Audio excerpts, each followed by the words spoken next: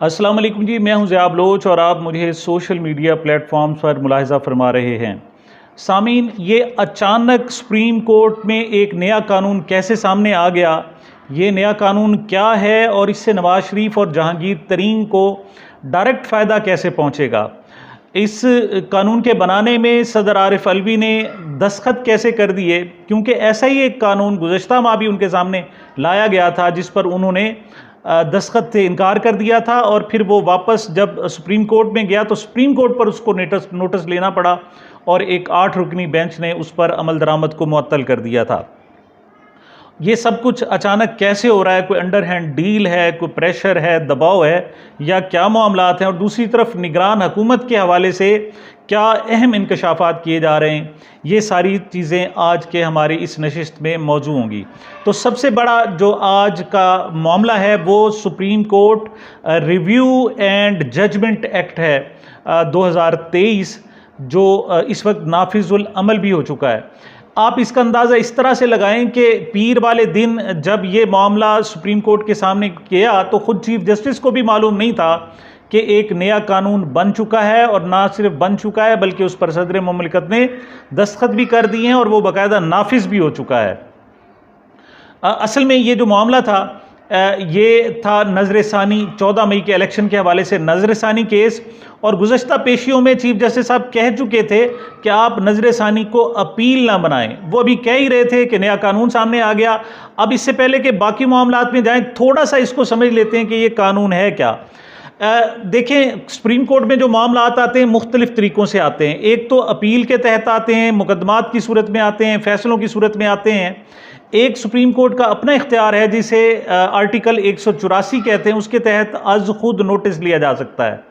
तो ये जो कानून है ये अज़ खुद नोटिस के कानून के तहत जो मामलात के हवाले से है कि वो तमाम केसेस जो आर्टिकल 184 के तहत फ़ैसले हो चुके हैं, यानी अज़ खुद नोटिस किसी चीफ जस्टिस ने लिया और उस पर अब तक जो भी फैसले हो चुके, उस पर पहले तरीक़ाकार ये था कि सिर्फ नज़र सानी हो सकती थी और उस पर दोबारा उस पर अपील नहीं हो सकती थी। ये उसका सबसे बड़ा मसला था।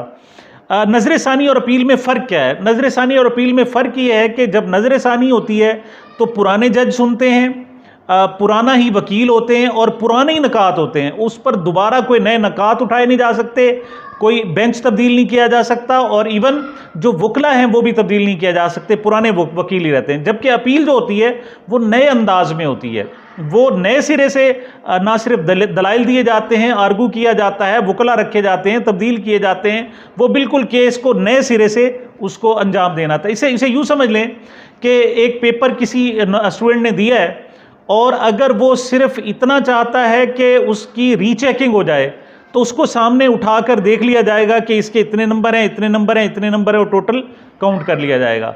लेकिन ये जो अपील है ये नए सिरे से पेपर देना है, यानी आप पेपर ही नए सिरे से दे रहे हैं, उसके एग्जामिनर और है, उसके सवालात और हैं, और उसके रिजल्ट भी साफ ज़ाहिर है पहले से डिफरेंट आ सकता है। इससे जनाब फ़ायदा क्या हुआ? फ़ायदा ये हुआ कि नवाज शरीफ साहब और जहांगीर तरीन साहब ये बड़े सियासतदान हैं कि इनकी जो नाअहली हुई थी या जिनको सज़ाएं हुई थी वो सुप्रीम कोर्ट के अज़ खुद नोटिस के तहत हुई थी, और यही अज़ खुद नोटिस अब जनाब अपील की शक्ल में उनको एक और हक मिल गया है कि वो 60 दिन के अंदर अंदर इन पर अपील कर सकते हैं। ना सिर्फ अब तक के ताज़ा मुकदमात, जो आने वाले मुकदमात हैं उन पर अपील की जा सकेगी, बल्कि माजी में जितने भी फैसले हो चुके हैं उन सब में अपील की जा सकेगी। मैं फिर एक मरतबा पॉइंट दोहराता हूँ कि अपील से मुराद, ये नाम इसका रिव्यू एक्ट है, यानी नज़र सानी है, लेकिन दर हकीकत ये अपील होगी और उसमें नए जजेस सुनेंगे। अगर पहले 3 जज थे तो अब 5 हो जाएंगे, पहले 5 जजों ने मामला सुना था तो अब 7 हो जाएंगे, पहले 7 जजों ने सुना था तो अब 9 हो जाएंगे, यानी बेंच पहले से बड़ा बन जाएगा। दूसरी जो बात ये होगी कि वकला तब्दील किए जा सकेंगे, जो मर्जी चाहे वकील रख सके। तीसरी जो मामला होगा कि इसमें नए दलाइल दिए जा सकेंगे, नए आप नकात उठाए जा सकेंगे। और चौथी बात यह है कि इसका जो टाइम पीरियड है वो 60 डेज़ है, 60 दिन है, यानी आज से अगर ये नाफिज हुआ है 29 मई को, तो 29 जून 29 जुलाई तक आप पिछली सारी अपीलें कर सकते हैं। लिहाजा इस लिहाज से देखा जाए तो मियाँ नवाज शरीफ साहब और जहांगीर तरीन साहब वो डायरेक्ट अपील कर सकते हैं और वो अपनी सज़ाएं ख़त्म कर सकते हैं। अच्छा, थोड़ा सा मैं और बताऊं कि ये जो पिछला आया था उसका जो नाम था Supreme Court Procedure and Judgement Bill था, इसका नाम है Supreme Court Review and Judgement Act है इसका नाम। फ़र्क उसमें और इसमें क्या था? उसमें एक सिर्फ बात का फ़र्क है, उसमें यह था कि अज़ खुद नोटिस के ख़िलाफ़ जो अपीलें आएंगी उनको जो बेंच बनाए जाएंगे वो 3 जो सुपर मोस्ट सबसे ज़्यादा सीनियर जज होंगे वो बना सकेंगे, सिर्फ चीफ जस्टिस नहीं बनाएंगे। मिसाल के तौर पर ताज़ा तरीन सूरत हाल को देखें तो इस वक्त जो सबसे जनाब सीनियर मोस्ट यानी चीफ जस्टिस, उसके बाद जस्टिस काजी फाइज ईसा और उसके पास तीसरे नंबर पर आने वाले जो सीनियर मोस्ट जज हैं उनके पास ये इख्तियार था कि वो इस पर नया बेंच बना सकते थे। लेकिन ये जो एक्ट लाया गया है इसमें इख्तियार चीफ जस्टिस के पास ही रहेगा, लेकिन वो पाबंद हो गया कि नया बेंच बनाए, लार्जर बेंच बनाए और नए सिरे से उसकी अपील हो और उसकी समाअत हो। अच्छा, अब सवाल ये पैदा होता है कि जनाब जहांगीर तरीन साहब तो यहाँ मौजूद हैं, वो तो फ़ौरन साहब ज़ेर अपील दायर करेंगे, उनको भी ताहयात नाअहली है। लेकिन मियाँ नवाज शरीफ साहब पाकिस्तान में मौजूद नहीं हैं, वो इस वक्त लंदन में बैठे हुए हैं। अब दो मामलात हैं। कानून ये कहता है कि पहले तो ये कानून ये कहता था कि जिसको सज़ा हो गई उसकी अपील ही नहीं है, उसमें गुंजाइश निकाल ली गई कि अब जनाब अपील का हक दे दिया, 60 दिन के अंदर अंदर अपील कर सकेंगे। अब दूसरा जो कानून कहता है वो ये कहता है कि जब तक कोई मुल्जिम खुद अदालत पेश ना हो उस वक्त तक उसकी अपील को कंसिडर नहीं किया जा सकता। लेकिन यहाँ भी गुंजाइश निकाली जा रही है कि कोई ना कोई सूरत निकाली जाए। आपको याद होगा कि जब इमरान खान साहब हाई कोर्ट जाने लगे थे या सुप्रीम कोर्ट में गए थे तो उनके लिए ज़रूरी था कि पहले वो जाकर अपना बायोमेट्रिक कराएं, तस्दीक करें कि वाकई ये इमरान खान है। अब कानून यही कहता है कि नवाज शरीफ साहब के लिए भी ज़रूरी है कि अगर वो आकर अपनी अपील दायर करना चाहते हैं तो वे पहले पाकिस्तान पहुँचें और फिर अदालत में आकर इस हवाले से बाकायदा वो अपना बायोमेट्रिक कराएं और फिर अपील दायर करें, तब अपील कंसिडर हो सकती है, वरना नहीं हो सकती। लेकिन इस हवाले से भी वो कहते हैं जी अगर पूरा का पूरा हाथी गुजर गया है तो ऊंट भी उसकी जो पूंछ है वो भी गुजर जाएगी। तो अब जनाब वो उसकी भी नई सूरत निकाली जा रही है। वो क्या है कि नवाज शरीफ साहब वापस आएँ और आकर उनको हाउस अरेस्ट कर दिया जाए। मिसाल के तौर पर उनका जो घर है जनाब मॉडल टाउन और या जनाब जिसे कहते हैं उनका जो आबाई घर है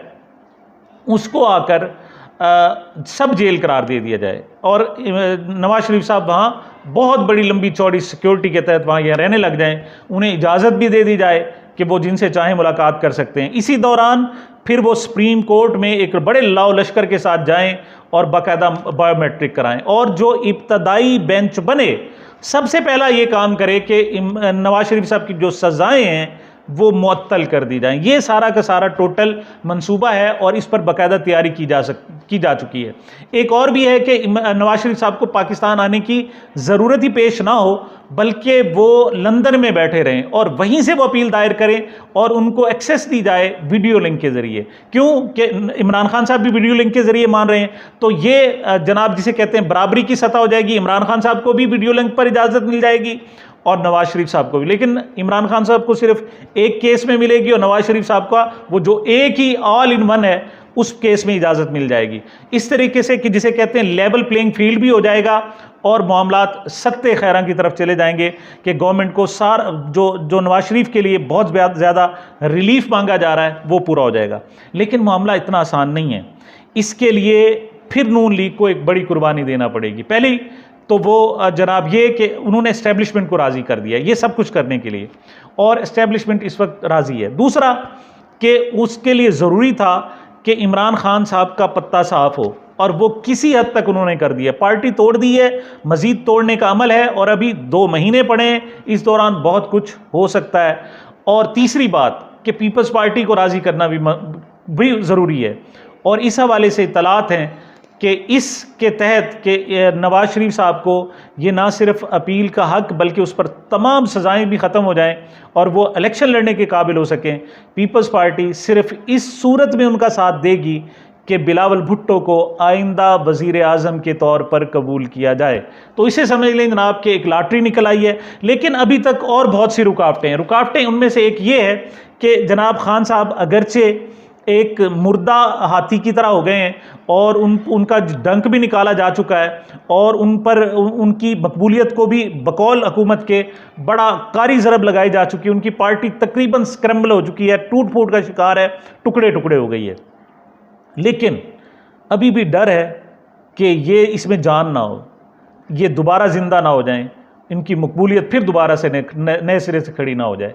तो इसके लिए एक और बात की कोशिश की जा रही है, वो ये है जनाब कि जो निगरान हुकूमत हो उसको लंबा टाइम दिया जाए। हमारे पास पहले ही जनाब एक नमूना आ चुका है कि 60 दिन के अंदर पंजाब असम्बली के इलेक्शन कराने थे और केपी असम्बली में इलेक्शन कराने थे, लेकिन नहीं हो सके। तो कौन सा आसमान गिर पड़ा, किसने जनाब क्या कर लिया, कुछ भी नहीं हुआ।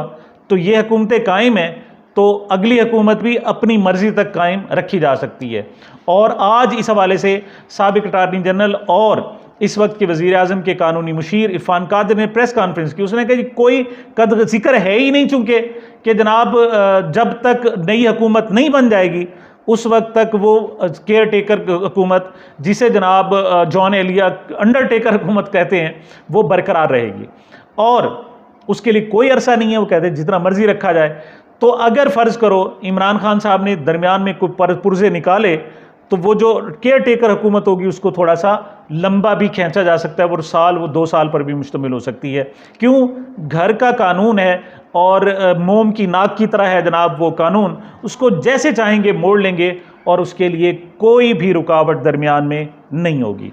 और अगर फ़र्ज़ करें सुप्रीम कोर्ट कोई दरमियान में रुकावट डालती है तो उसके ख़िलाफ़ एक बाकायदा मज़ीद एक और कैंपेन शुरू की जा चुकी है और चीफ जस्टिस का जिसे कहते हैं कि उनका मक्कू ठपने की बाकायदा तैयारियां की जा चुकी हैं और हुकूमत ने मुकम्मल तैयारी कर ली है। लेकिन यहाँ पर एक आखिरी जो मैं जिस पॉइंट पर आपको ले जाना चाहता हूँ कि यही बिल पहले जब आया था गुज़श्ता महीने तो सदर ममलिकत ने जनाब उसकी मुखालफत की थी। हुआ ये था, तरीक़ाकार ये इख्तियार किया गया था कि कौमी असम्बली से मंजूर हुआ, फिर सेनेट से मंजूर हुआ और फिर मंजूरी के लिए सदर ममलिकत को भेजा गया। सदर ममलिकत ने 20 दिन उसे अपने पास रखा और आखिरी दिनों में एतराज़ लगाकर भेजा कि इससे सुप्रीम कोर्ट के जो इख्तियारात हैं उसमें कमी आएगी और उस पर नज़रसानी करें। उसके बाद फिर ये वापस आया। इस पर हुकूमत ने मज़ीद वक्त बचाने के लिए सेनेट का और कौमी असम्बली का मुश्तरका इजलास बुलाया और उसमें एक ही दिन में मंजूर करके फिर वापस भेज दिया। लेकिन 20 दिन बाद फिर वापस भेज दिया गया। उन्होंने दस्तखत नहीं किए सदर ममलिकत ने, लेकिन कानून कहता है कि जब दूसरी मरतबा भेजा जाए तो फिर चाहे सदर दस्तखत करे या ना करे वो कानून बन जाता है। तो ये कानून फिर बन गया, लेकिन उसके एक रोज़ पहले ही सुप्रीम कोर्ट ने ना सिर्फ उस पर नोटिस लिया और बल्कि उस पर अमल दरामद रोक दिया। सवाल फिर वही पैदा होता है कि पिछली मरतबा तो सदर ममलिकत ने दरमियान में रुकावटें डाली और 20 और 40 दिन बाकायदा लगवा दिए और फिर दस्तखत भी नहीं किए। लेकिन अब क्या हुआ कि जनाब एकदम दस्तखत हुए। आज बल्कि 29 मई को जब ये मामला सुप्रीम कोर्ट में पहुंचा तो चीफ जस्टिस के इल्म में नहीं था और अटारनी जनरल ने उन्हें आकर कहा कि जी ये नया कानून बन चुका है। और कानून पर जब देखा तो सदर ममलिकत की 26 मई की तारीख डली हुई थी, यानी जुमे से ही ये एक्ट बाकायदा लागू हो चुका था। तो आखिर कैसे राज़ी हुए सदर ममलिकत? इस पर मुख्तलिफ थ्योरीज़ हैं। पहली तो यह है कि सदर ममलिकत को डराया गया है, धमकाया गया है कि अगर तुम ये फौरी तौर पर ये बात नहीं मानोगे और दस्तखत नहीं करोगे तो आपको एकदम उठाकर फेंक दिया जाएगा और आपसे इस्तीफ़ा लिया जाएगा। आपको फारिग नहीं किया जाएगा बल्कि आपसे इस्तीफ़ा लिया जाएगा और बाकी जैसे पार्टी के लोग इस्तीफ़ा दे रहे हैं आप भी 1 मिनट में इस्तीफ़ा दोगे। और दूसरी ये है कि जनाब सदर ममलिकत डॉक्टर आरिफ अलवी बाकायदा इस सारे मामलात को डिफ्यूज़ कराने के लिए जनाब बाकायदा मुतहरिक हो चुके हैं और वो इस बात पर राज़ी हो गए हैं कि आप बेशक नवाज शरीफ साहब को वापस लाएं लेकिन इमरान खान को भी इलेक्शन लड़ने का हक दिया जाए। अब क्या अगर ये डील हो रही है तो क्या सदर ममलिकत ने इस डील की इमरान खान साहब से बाकायदा इजाज़त ली है, उनकी रजामंदी से हो रही है या नहीं हो रही, इस बारे में अभी तक कुछ वाज़ेह नहीं कहा जा सकता। लेकिन पाकिस्तान तहरीक इंसाफ जिस तरीके से टूट फूट का शिकार है, मुझे नहीं लगता कि सदर ममलिकत को इस हवाले से बाकायदा इजाज़त की ज़रूरी हो। बहरहाल मैं मुबारकबाद देना चाहूँगा नवाज शरीफ साहब को, जहांगीर तरीन साहब को, क्योंकि अब उन्होंने सारा इंतज़ाम कर लिया है।